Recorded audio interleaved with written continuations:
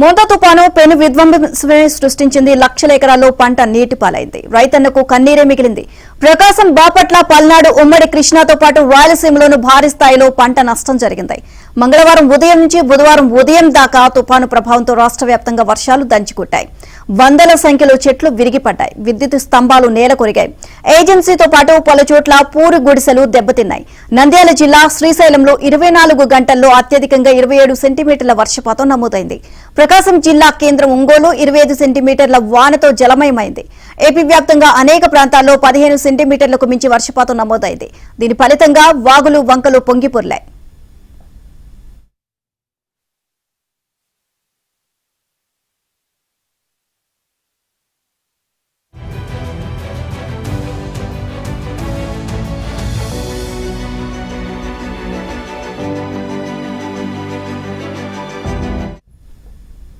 మోంతా తుపాను రాష్ట్రానికి తీవ్ర నష్టాన్ని మిగిల్చిందని సీఎం చంద్రబాబు అన్నారు. అధికార యంత్రాంగం సత్వరమే స్పందించి చాలా వరకు నష్టాన్ని నియంత్రించగలిగింది అని చెప్పారు.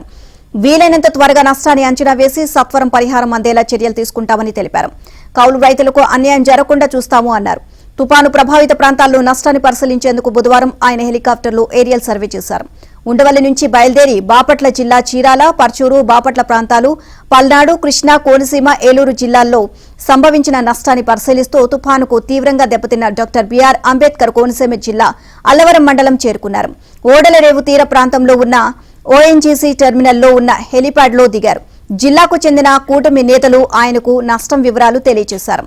అనంతరం సీఎం ఓడలరేవులోని పునరావాస కేంద్రానికి వెళ్లి బాధితులను పరామర్శించారు. ఇక బెండమూర్లంకలో భారీ వర్షాలకు దెబ్బతిన్న పంట చేలను పరిశీలించారు. వరి కంకులను పట్టుకుని రైతులతో మాట్లాడి పంట నష్టంపై ఆరా తీశారు. అరట్లపాలెంలో బాధితులతో మాట్లాడారు.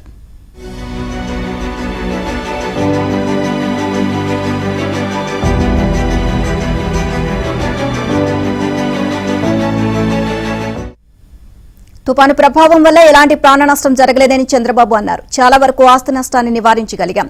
ఆస్తి నష్టంపై నివేదిక వచ్చిన తర్వాత చర్యలు తీసుకుంటాం. 2200 పునరావాస కేంద్రాలను ఏర్పాటు చేసి 1.80 లక్షల మంది బాధితులకు పునరావాసం కల్పించి అన్ని సౌకర్యాలు కల్పిస్తున్నాం.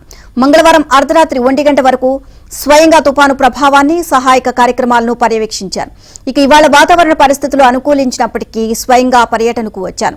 మంత్రులు, కలెక్టర్లు, అధికార యంత్రాంగం అంతా సమిష్టిగా కృషి చేయడం వల్లే నష్టాలు లేకుండా నివారించగలిగాము అని స్పష్టం చేశారు.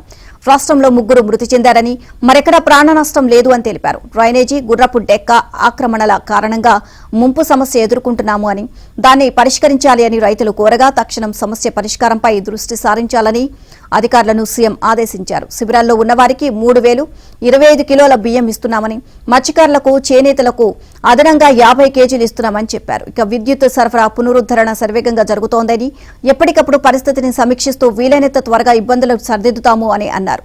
తుపాను పరిస్థితిని ప్రధాని మోదీ ఎప్పటికప్పుడు తెలుసుకుంటూ వచ్చారు అని తెలిపారు.